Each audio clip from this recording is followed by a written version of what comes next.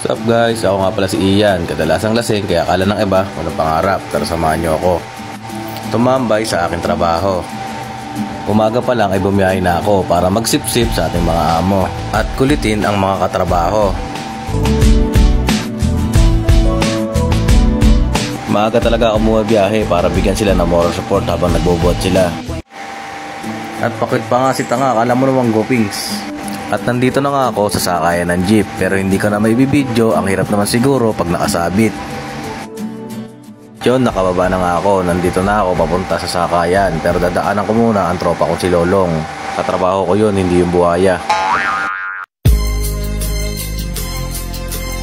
Angas mo ah. Nakakad ba ito?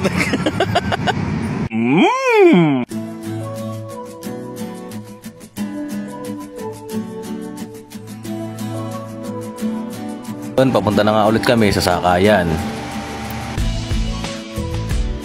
Nakasakay na nga kami.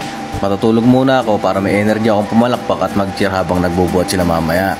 Medyo mahaba-haba din kasi yung biyahe na to. At pagbaba namin, maglalakad pa kami ng mga 20 minutes. Kunwaring exercise pero wala talaga kayong pamasahe. Kasama ko si Lolong, ayun o.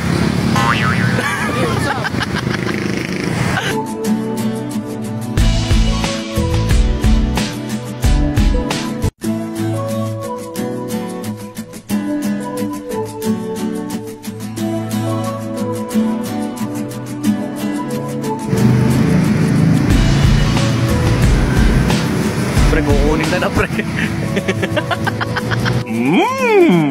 Ayan pa isa namin kasama.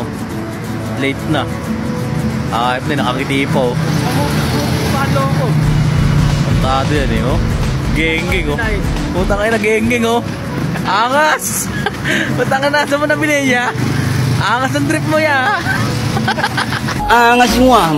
Walang magawa yung dalawang kupag. Nag-aantay ng trabaho. Si Lolong. Si Geng-geng.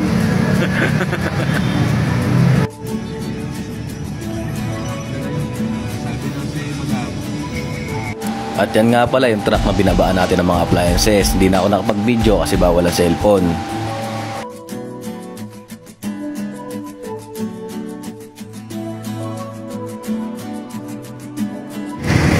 Pera na si Lolong, oh.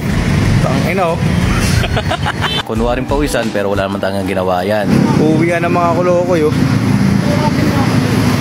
Walang ginawa. Oh, sira pa sapatos, oh. Tamad ko kasi dun. Tamad-tamaran pa yan. Wala ka sa trabaho eh. Ayun, oh, kwentuhan ng mga tanga pag nakasag trabaho. Trabahong konti. Trabaho. Hindi, tambay, tas trabaho onte.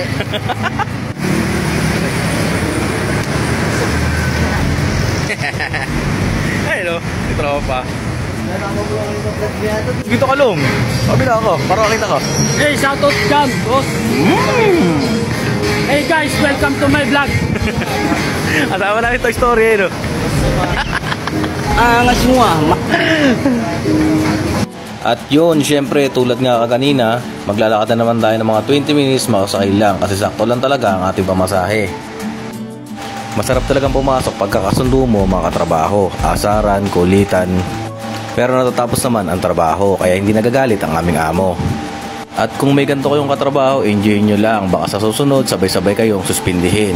At hindi na papasukin sa mga susunod na araw. Teka, wait, pakita nga masisipag na yan. Boom! Ipa-fast forward ko na para mabilis ang biyahe at mabilis makauwi. Hahahay!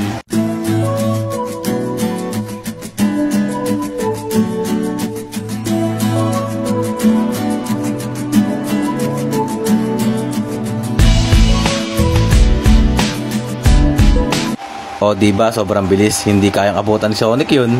Hi. At yun, nakababa na nga kami at mag-uuwian na. Let's go!